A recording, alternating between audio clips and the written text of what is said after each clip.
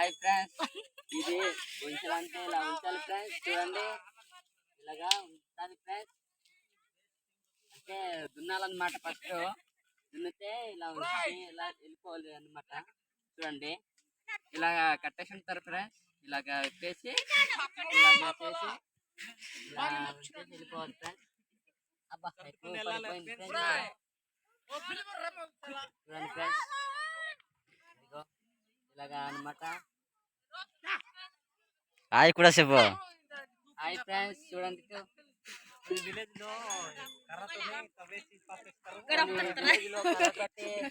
అది ఏదో ఉంటుంది చేస్తారు. ఇది అంటే ఇలా గొడ్లతోటి చాలు చేసి ఉంచాలన్నమాట.